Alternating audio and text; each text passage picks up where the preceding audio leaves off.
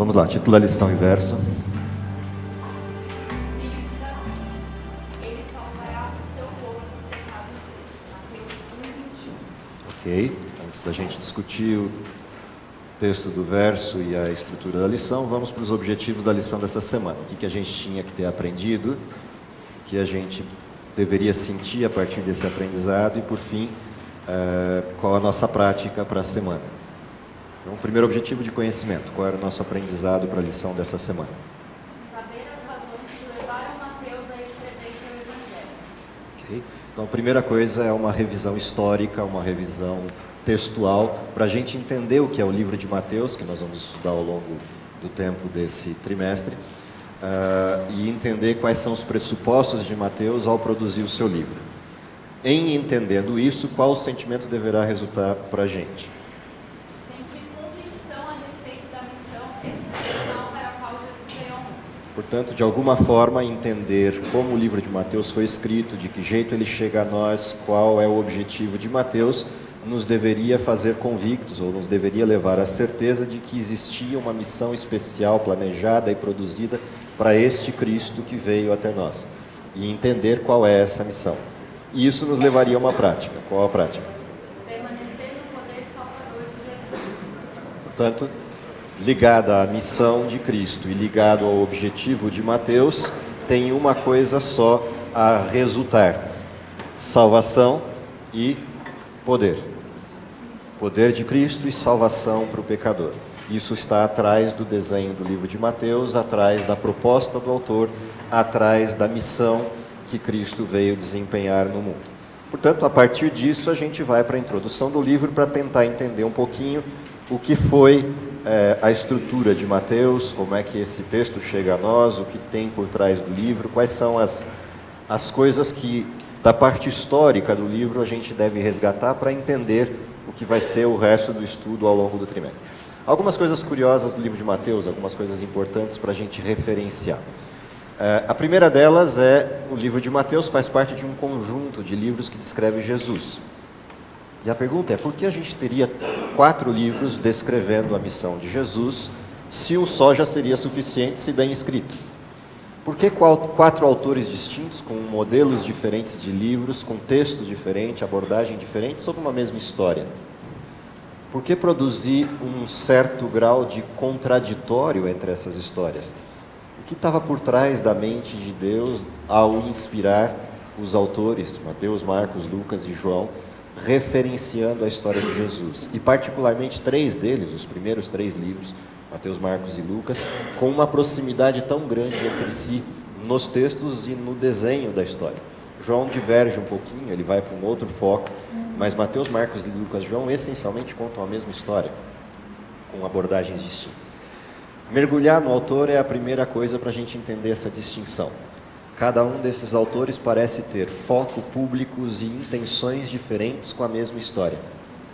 Portanto, é a mesma narrativa, sendo olhado por autores diferentes e em épocas diferentes, inclusive, mas com públicos-alvos distintos. É curioso de observar, porque Mateus e Lucas são textos muito parecidos.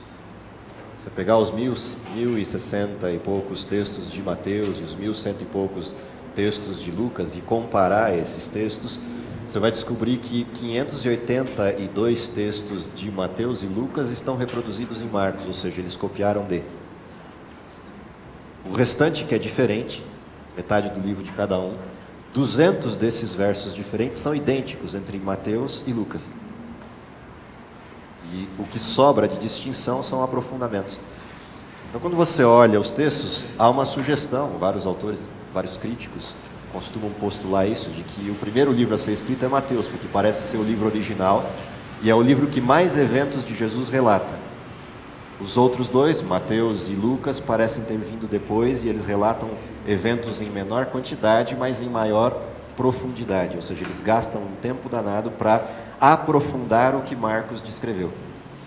É como se Marcos tivesse feito uma biografia exaustiva de Jesus, mas superficial, e Mateus e Lucas as aprofundam. E cada um com um foco diferente. Enquanto o foco de Lucas parece estar naquilo que é parte da sua profissão, se você lê Lucas, parece um texto científico, guardado à distância de épocas da ciência. Mas o texto de Lucas parece ter um texto preocupado em descrever os milagres de Jesus e a maneira como Jesus agiu para executá-los. Era um médico escrevendo. A biografia de Mateus parece ser alguém essencialmente preocupado em descrever a maneira como Jesus ensinava o que ensinou a partir dos seus atos e a maneira como Jesus viveu o cumprimento do Velho Testamento, apesar de descreverem os mesmos eventos. Quando a gente vai aprofundando a leitura deles, começam a surgir algumas coisas curiosas no texto, alguns eventos curiosos no texto que abrem a lição dessa semana.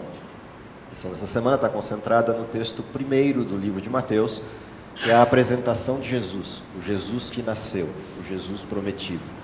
Quando a gente olha para essa estrutura, para esse primeiro movimento do texto, a gente começa a perceber a preocupação detalhista de Mateus.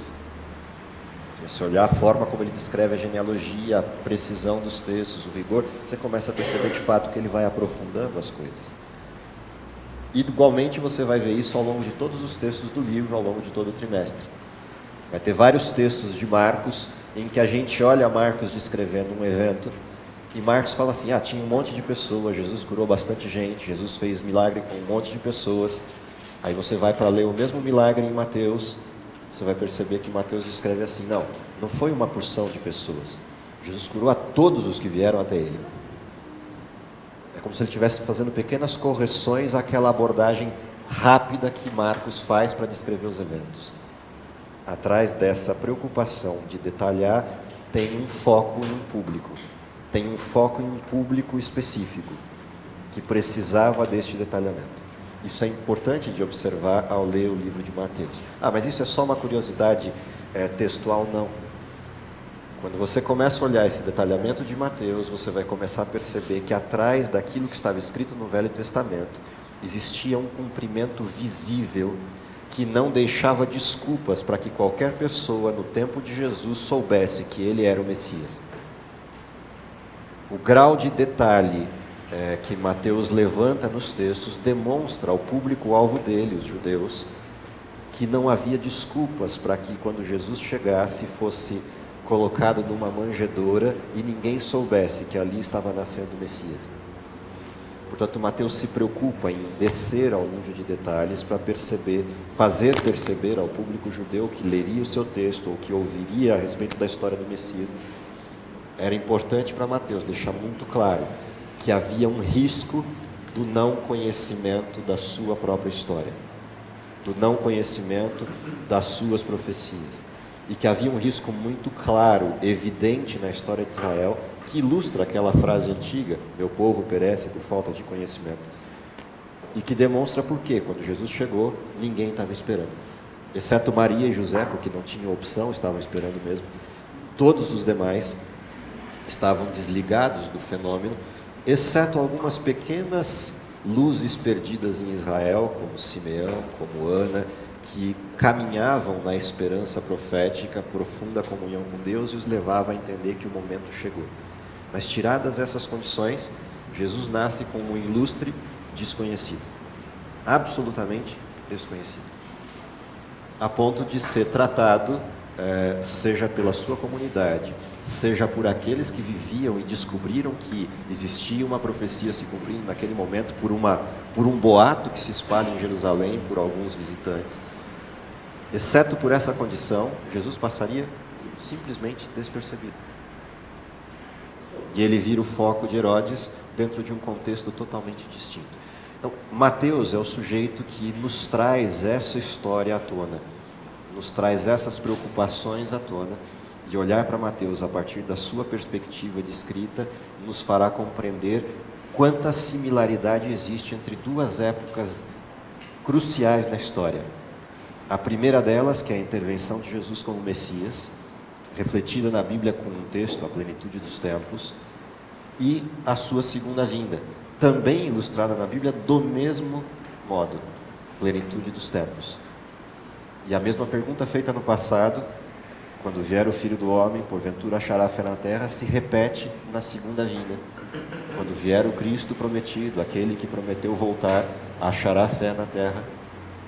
Portanto, há uma conexão interessante no livro de Mateus entre o que foi a vinda despercebida de Cristo por ocasião da sua estrutura messiânica, e o que será a vinda de Cristo desconsiderada por aqueles que não acompanham a profecia no final dos tempos. É o mesmo desenho, a história se repete.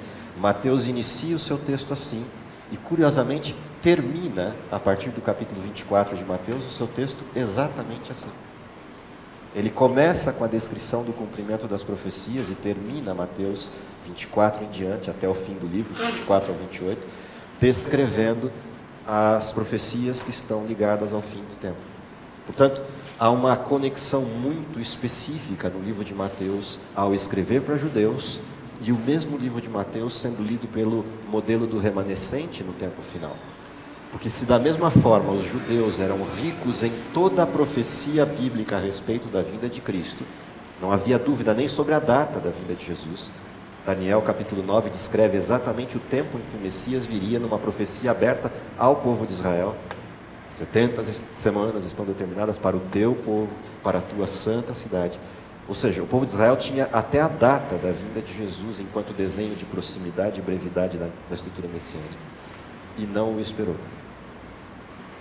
O povo remanescente, a igreja de Laodiceia, o último movimento cristão na terra dentro do desenho apocalíptico, começa o seu texto dizendo: rico sou, de nada tenho falta. Ou seja, todo o desenho profético está descrito, todas as estruturas delimitadas, toda a estrutura possível para identificar em que momento eu vivo, onde está a verdade, como a verdade está estruturada, como ela foi resgatada após o momento da reforma protestante na igreja de Sardes, com a revitalização da verdade e o desapontamento da igreja de Filadélfia e o cumprimento final dessa verdade na igreja de Laodiceia.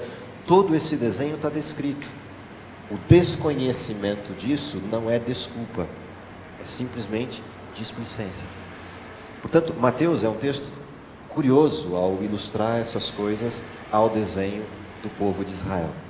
Se houve um Israel físico no passado que não aguardou o Messias, igualmente há um remanescente com uma mensagem a pregar ao mundo e que ignora isso quanto prática, por isso é Laodiceia. Rico sou, de nada tenho falta, mas vivo como um morno que não percebe o tempo em que vive e a dimensão das coisas que acontecem no tempo em que vive.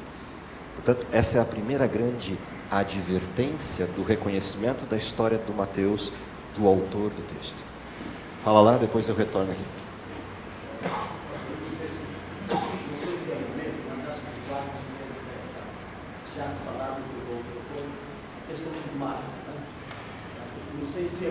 Não, pode falar, é que eu estou surdo por causa da sinusite e eu vim mais perto. Mas acho que é importante, porque dentro dessa lógica que nós devemos estar a perceber os tempos em que vivemos, nós devemos estar dentro da história. Nós, no autor do passado, os sacerdotes, os representantes da igreja, na época, não se perceberam. Sim. E os magos, os sábios, não religiosos, se perceberam. Sim. Se não tivesse dado essa Sim, eu vou entrar nisso daqui a pouquinho com um pouco mais de profundidade, mas o desenho é exatamente o mesmo, com uma diferença, só uma diferença. Na época de Cristo, o responsável por essa mensagem era o sacerdócio do templo. Lembra, existia um templo em Israel, e esse templo em Israel guardava a delimitação da verdade desde o retorno de Babilônia. Então, quando voltam de Babilônia cativos, Deus reúne com Esdras e Neemias e lhes dá uma missão, que é juntar os livros e os textos, porque haveria 400 anos sem profeta em Israel, até que surgisse aquele que apararia as brechas, as veredas, que é a lição da semana que vem, a respeito de João Batista. Então, durante 400 anos, Israel dependeu daquilo que os sacerdotes, os escribas e o templo apresentava de verdade para o povo. Essa era a história de Israel durante esses 400 anos. O desvirtuamento da mensagem, a radicalização da prática sem sentido levada pelos fariseus, conduziu o povo a um pragmatismo sem sentido e à perda de foco da fé. O legalismo do período farisaico ou a displicência do povo hebreu. Se você vai para o fim dos tempos, há uma diferença aí. Quem é sacerdote no fim dos tempos? Se você vai a Paulo, Paulo descreve quem é o sacerdócio de Deus. Nação santa, povo escolhido de Deus. Portanto, o sacerdócio é quem? É aquilo que eu sempre repito nas classes de escola sabatina. Quem é a igreja? Quem é a igreja? Eu sou a igreja. Portanto, se eu sou a igreja, templo do Espírito Santo, Quem é o responsável por manter viva essa fé, a mensagem e a compreensão dela e disseminá-la ao mundo? Eu, não é o outro. Não é a igreja, não é a estrutura de uma igreja, não são os líderes de uma igreja. Cada um individualmente é sacerdócio real, povo escolhido de Deus, nação santa, com uma responsabilidade e um texto. Portanto, quando o texto diz, rico sou, de nada tenho falta, se por um lado isso aborda um período histórico, uma igreja e uma época, uma igreja no sentido de eclesia, não no sentido de placa só, no sentido de eclesia total, se isso abarca uma época em que toda a profecia está disponível, todo o texto está visível, toda a história está clara, por outro lado, esse Laodiceia é individual. Eis que estou à porta e bato. Se alguém, é uma pessoa, ouvir a minha voz, abrir a porta, eu entro e ceio com ele e ele comigo. Portanto, a responsabilidade no fim dos tempos não é corporativa, como foi em Israel nação. A responsabilidade no fim dos tempos, ela é individual de pregação. Portanto, é muito mais sério o modelo, porque a gente não tem desculpa alguma mesmo. Se Israel ainda tinha alguma, que era ser corporativo, nós nem essa temos mais. É individual. É cada um cuidando do seu próprio nariz no que diz respeito ao estudo, à compreensão, ao aprofundamento da comunhão e à pregação daquilo que está por vir. Então, nesse sentido, essa questão é vital para este tempo. Há que se entender isso e há que se assumir isso como cristão, se a gente, de fato, crê que a Bíblia é a verdade. Porque também essa é uma das coisas características do mundo do remanescente. Enquanto, por um lado, Laodiceia tem a riqueza de conhecer a verdade e não vivê-la, por isso é Laodiceia e morna. Por outro lado, o mundo ignora a verdade propositalmente por várias vertentes. A vertente clássico-medieval, que adulterou a verdade, isso é o desenho da Idade Média. A vertente reformadora do período de 1500 para frente, a partir de Lutero, mas que vai até o limite da morte dos grandes baluartes. Morre Lutero, morre John Wycliffe, morre Wesley, morre todos os grandes baluartes da mensagem da Reforma, e os membros da Igreja da Reforma não continuam o processo de estudo que eles começaram, a despeito dos apelos dos seus líderes. Cada um deles, e eu amo todos eles de paixão, Lutero, Wesley, Wycliffe, todos eles, John Hus, porque todos eles tinham um paradigma só, sola Escritura, sola fide. Só a fé, só a Escritura, e estudem, continuem a obra que nós iniciamos. O curioso é que terminam, morrem esses grandes patriarcas da Reforma, e espero encontrar todos eles no céu pelas escolhas que fizeram, mas os seus liderados e membros param pelo meio do caminho e não continuam a estudar a Bíblia. Se contentam com a descoberta inicial. O mesmo ocorre quando se vira do modelo de Filadélfia para frente.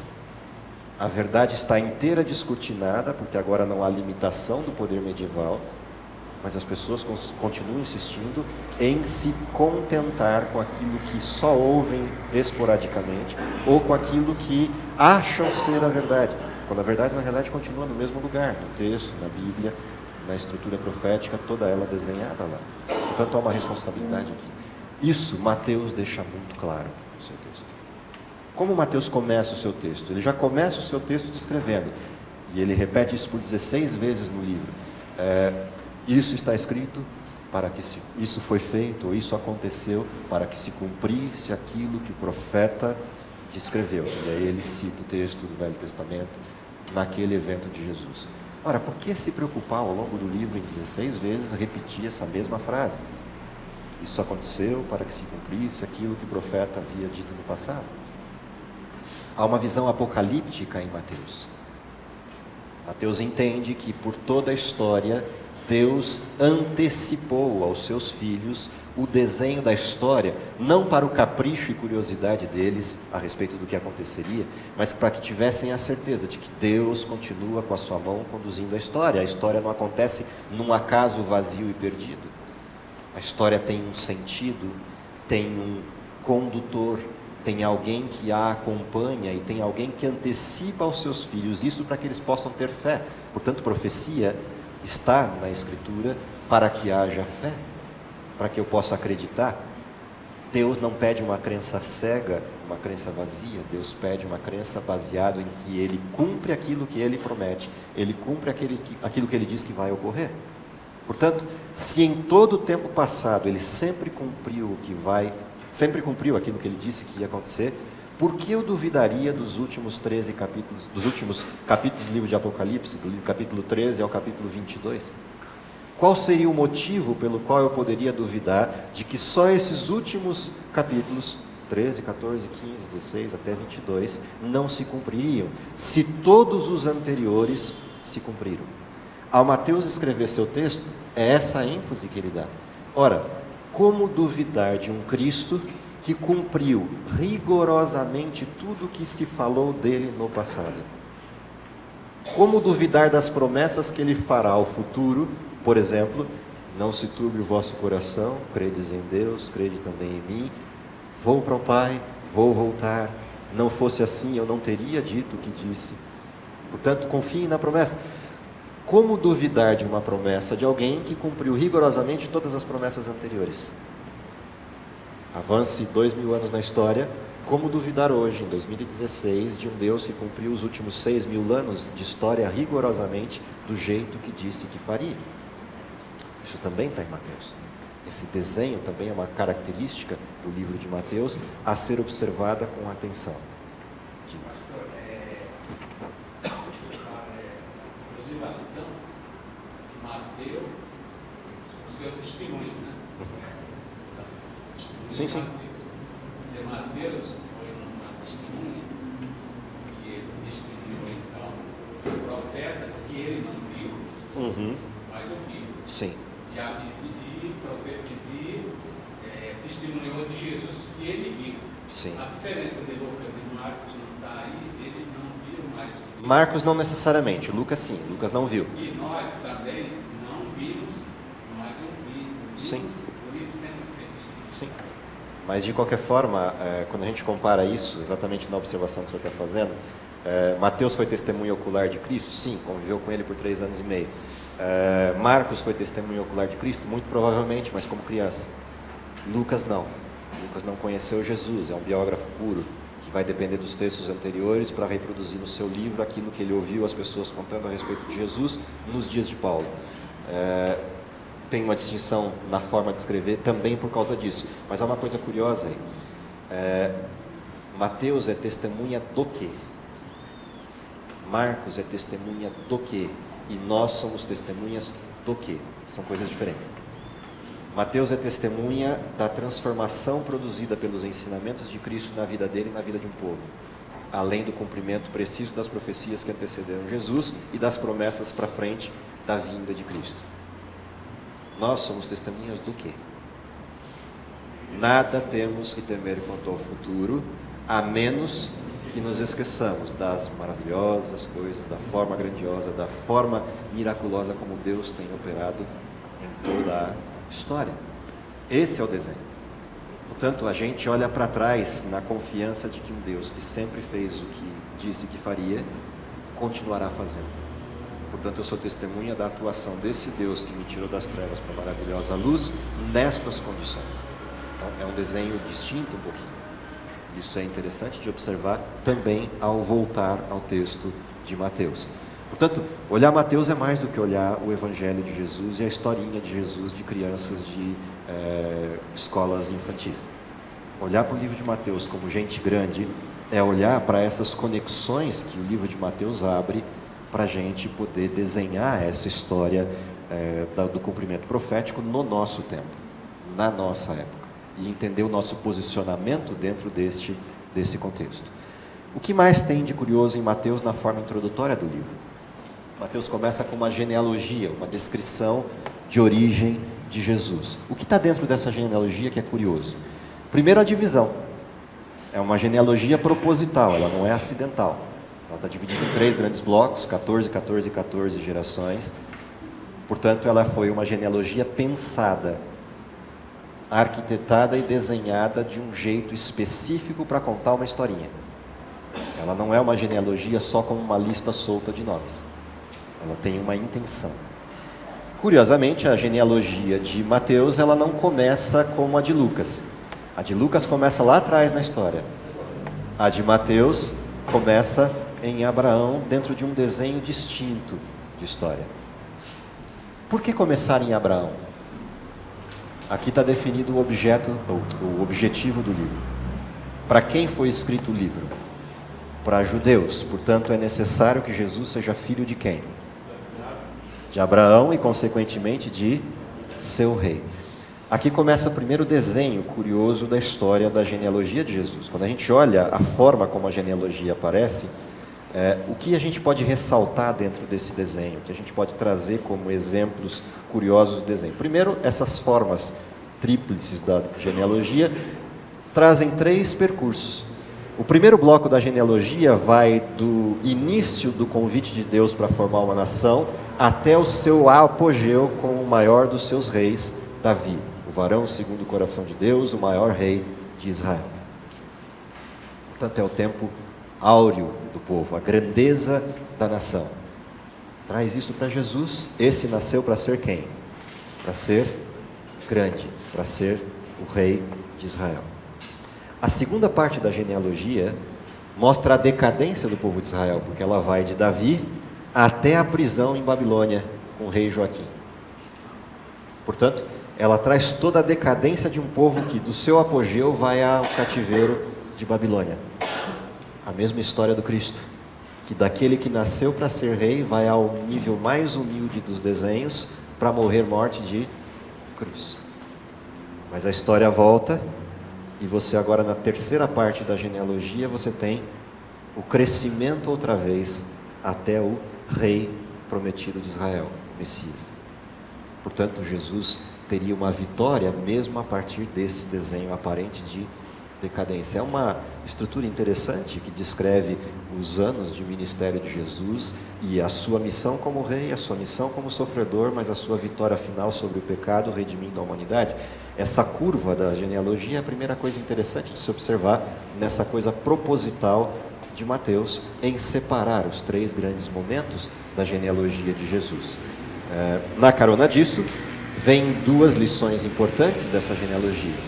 O contraste, de um lado, daquele que é o filho de Davi, o rei dos judeus, a estrutura maior de todo o desenho profético, de toda a perspectiva profética para o povo de Israel, para todo o desenho, mas, por outro lado, o cumprimento da profecia que aponta para esse mesmo Jesus como o fechamento da história. Então, Mateus conecta o passado e o futuro num único evento nessa genealogia, mostrando esse desenho pendular entre o cumprimento das profecias passadas e o cumprimento das profecias futuras. Isso também fica evidente nesse balanço profético da genealogia de Jesus. Pastor? Na genealogia de Jesus, nós encontramos 2 problemas que aparentemente é uma contradição. A genealogia de Mateus, começa no capítulo 1, ele termina com José. Sim. E a de Lucas também termina com José. E há um problema. Mateus diz que José era filho de Jacó. E Lucas diz que José era filho de Eli. Pode ser que aí tenha Jacó, Eli, Jacó, não sei. Seria bom estabelecer esclarecimento sobre isso. E uma outra coisa curiosa é que, como ambas as genealogias terminam em José, José não foi pai de Jesus. Então, na verdade, não há uma conexão de Jesus com a parte masculina, só por intermédio de Maria. Sim. Algumas coisas interessantes sobre isso. Independente das questões das contradições nominais, a parte curiosa do desenho da genealogia de Jesus, seja num ou no outro autor, é que ambas estão preocupadas com a conexão israelita de genealogias. Portanto, Jesus tem que ter conexão em sua estrutura de descendência com quem? Com aquele que é seu pai, e não com aquela que é sua mãe. Essa é a primeira situação importante quando se descreve uma genealogia. A segunda coisa curiosa em ambas as genealogias é a quebra do paradigma. Se Jesus era um bastardo, por que relatar seu pai? Se Jesus era um filho de ninguém, por que retratar seu pai? Portanto, nenhuma das genealogias está preocupada com o fato de como as pessoas encarariam essas peculiaridades. Ambas as genealogias estão preocupadas com outra coisa. E essa é a parte interessante da observação. Tanto Mateus quanto Lucas não estão focados nisso. Se você olhar a genealogia de Mateus é uma quebra de paradigmas. Primeira quebra de paradigmas, Jesus cumpre a profecia que os judeus negaram. Segunda quebra de paradigmas, Jesus, o filho bastardo, foi aceito por alguém que creu nele. Lembra?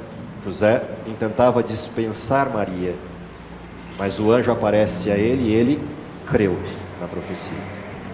Portanto, Jesus vem para quem?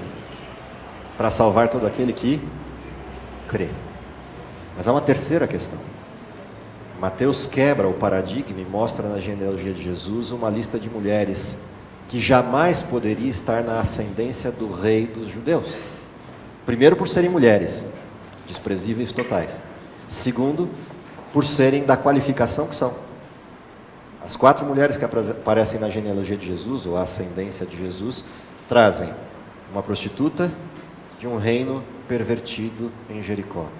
Trazem uma moabita que não deveria estar nem perto do povo de Israel, porque seria considerado imundo. Traz dentro desse mesmo contexto uma Tamar que seduziu seu sogro e uma Batseba que é traidora com Davi. Qual a razão pela qual um sujeito como Mateus, escrevendo para judeus, vai trazer à genealogia do Cristo algo tão contraditório, mais do que a questão de terminar a genealogia em José? Essa é uma pergunta importante. A contradição de José, ou a contradição das 4 mulheres na sua ascendência, mostra alguns aspectos importantes da genealogia de Jesus e da sua missão, que é o segundo objetivo da lição. Quando a gente olha com atenção para a intenção por trás do autor, a missão de Jesus começa a se desenhar. Quais eram os aspectos que envolviam a missão de Jesus? Se você olhar com calma ali, Jesus vai derrubar barreiras importantes dentro do desenho. A primeira barreira que Jesus derruba logo de cara nesse desenho é a barreira entre o judeu e o gentil. A salvação é para quem?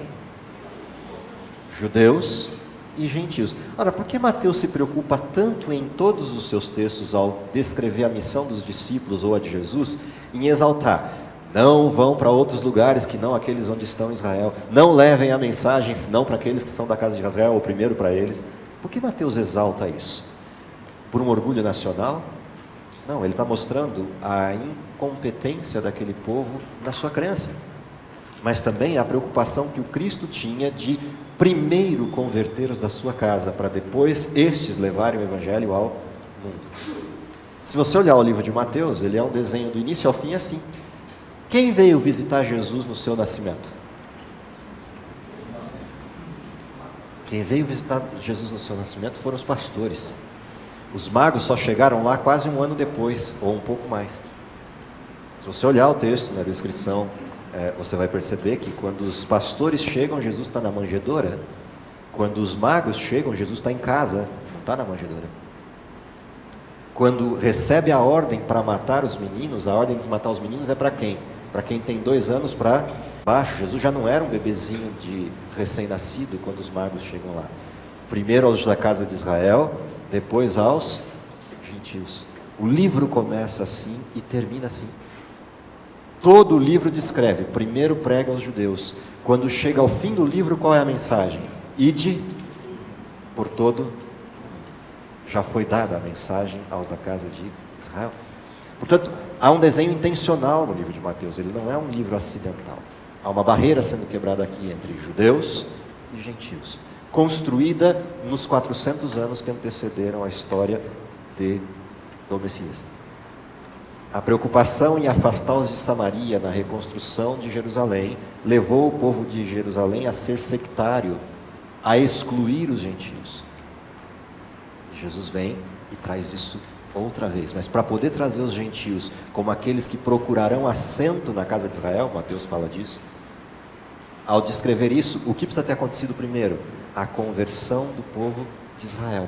Curiosamente, o Sermão da Montanha descreve exatamente isso. Só é possível aceitar aquele que é gentil se eu tiver o amor descrito, a humildade descrita, a mansidão descrita nas bem-aventuranças. Só é possível aceitar o inimigo converso se eu entender o amor do Cristo que veio salvar o inimigo. Veio para nos salvar enquanto ainda pecadores, que é a segunda coisa interessante que aparece na genealogia de Jesus. A genealogia de Jesus é um espelho claro de que Jesus veio para pecadores, não para santos. Por isso eu encontro essas mulheres lá. É por isso que eu encontro esse desenho de história ali. Mas não para aí. Jesus também quebra os elementos de conflito ou de discussão que existiam entre homens e mulheres, abrindo espaço para textos que a gente vai encontrar em Paulo, resgatando a dignidade da mulher, perdida no desenho do radicalismo judaico e do radicalismo antigo, mas pelo perfil correto e não por movimentos feministas imbecis como os que a gente tem na atualidade. Jesus resgata a dignidade naquilo que é a essência da dignidade. Isso é importante de entender. Jesus compreende o desenho e traz à tona esse desenho outra vez. Mas ele não para aí. Se a gente olha para onde vai como o desenho final, toda essa história, na realidade, traz um perfil distinto de reinado. Portanto, não havia desculpas para Herodes fazer o que fez. Se eles conhecessem as profecias, conhecessem os profetas, conhecessem a mensagem do Evangelho, não haveria nenhum motivo para Herodes ter medo de Jesus. A única razão pela qual eles tinham medo de Cristo é porque esperavam o Messias revolucionário pregado pelos fariseus, pregado pelos sacerdotes. Quando na realidade o Messias prometido tinha um outro desenho, que era um desenho de salvação, e não um desenho de poder terreno. Portanto, a não compreensão do passado leva à distorção que conduz Herodes a fazer o que fez: querer matar aquele que era concorrente ao seu trono. Ora, se o sujeito matou seus próprios filhos e esposa por conta de perspectivas de conflitos internos no reinado, matar Jesus era fichinha. Portanto, esse é um outro aspecto que nasce dessa abordagem da genealogia e das razões pelas quais a genealogia, tanto de Lucas quanto de Mateus, trazem algumas coisas muito curiosas dentro do seu texto. Lucas a gente não vai poder aprofundar, mas Lucas traz outros aspectos muito interessantes quando a gente considera o desenho da criação até o nascimento de Jesus, que é a abordagem que Lucas faz. Mateus tem uma preocupação um pouquinho diferente disso. Diga lá e aí eu vou para o encerramento. Sim, 14. Agora, quer saber, filho de Davi. Quer dizer, filho, na época não era uma hierarquia, só Sim. de reis, pessoas reais. Sim. Então, Jesus, Por isso a lição termina com essa abordagem. então Jesus estava dentro desse parâmetro, porque ele vai ser rei. Sim. Só que ele não é rei por ser filho de Davi. Ele é rei por ser o quê? Era o quê? Um título, né? Não era um filho mesmo. Portanto, ele é rei por ser o quê? Filho de Deus. Ponto. Jesus não é rei por ser filho de Davi. Jesus é rei por ser filho de Deus. Davi é aquele que é o varão segundo o coração de Deus. E Jesus é filho desse Deus. Portanto, Jesus não tem linhagem humana no sentido Filho não era pleno. título, até Sim, também era, não só. dizer que era filho. Também era. Da hierarquia. Também era, mas não só. Quando você faz uma genealogia, essa já não é a preocupação é filiação direta, não titulação. Por isso, a importância da observação que o pastor Josias fez. Por que terminar com José se eu sei que Jesus não é filho carnal de José? Jesus não é filho carnal de ninguém, entre aspas, o que eu estou falando, no sentido da genealogia. Ele é filho de uma promessa de Deus para o seu povo. Por que nascer de Maria e não de José? Tem algumas coisas curiosas aí, mas aí a gente vai ampliar para outras áreas que fogem da discussão de Mateus, como por exemplo, se bem que Mateus cita isso também, mas foge um pouquinho dessa cena, que é, Jesus é gerado por quem? Gerado pelo Espírito Santo em Maria, mas é filho de quem? Do Espírito Santo ou de Deus? Guarda as proporções do que eu vou dizer e não compare isso com literalidade, porque não tem nenhuma literalidade no que eu vou dizer, é simplesmente uma comparação metafórica, homilética total. Mas Jesus é filho de Maria e do Espírito Santo, na parte do quê? Da sua maternidade. Mas ele é filho de quem como paternidade? De Deus. Portanto, ali se une a Trindade. Isso é a divindade por completo.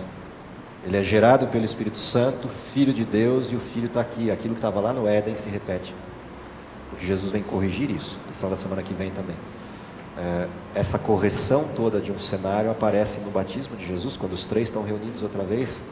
Pai, entre aspas, aquele que fez o papel como a mãe e aquele que é o filho. Os três se unem outra vez numa mesma conexão que nunca se perde.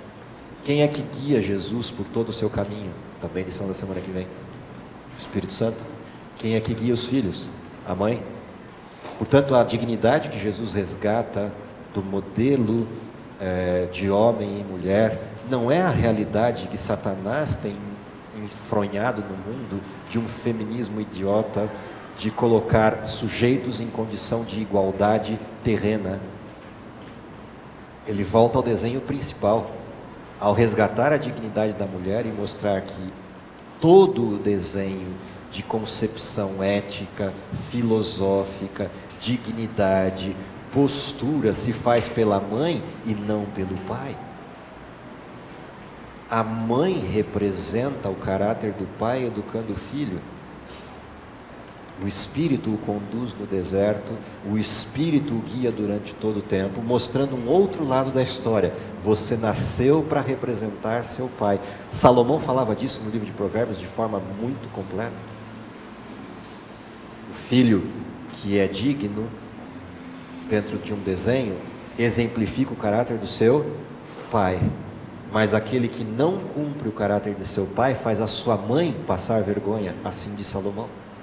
Portanto, há um desenho sendo resgatado aqui na dignidade que também excede todo o protocolo moderno, que é, as pessoas têm funções diferentes e isso não as torna mais dignas ou menos dignas, desde que a função seja feita por completo. O modelo feminista moderno, instalado dentro da perspectiva hegeliana e que vem para os nossos dias com o marxismo cultural, na realidade é um desenho de igualitário entre os dois, perdendo a função, portanto quebra o desenho de família. Assim dizia Engels, o primeiro grande conflito pertinente à Terra é o conflito entre o homem e a mulher, e há que ser extinto, mas extinto por uma igualdade que não é a bíblica, extinto por uma igualdade que é a ideologia de gênero. Então, essas estruturas são todas estruturas de deturpação do Evangelho. Jesus também resgata isso. Mateus também resgata isso. Oi? Encarnação só Cristo, e por isso ele se iguala a nós nesse aspecto. Viveu aquilo que nós vivemos. Lição da semana que vem também. Última observação e eu preciso encerrar. Quando a gente lê a Bíblia, a gente percebe uma preocupação de Deus quando uma pessoa casa com a outra.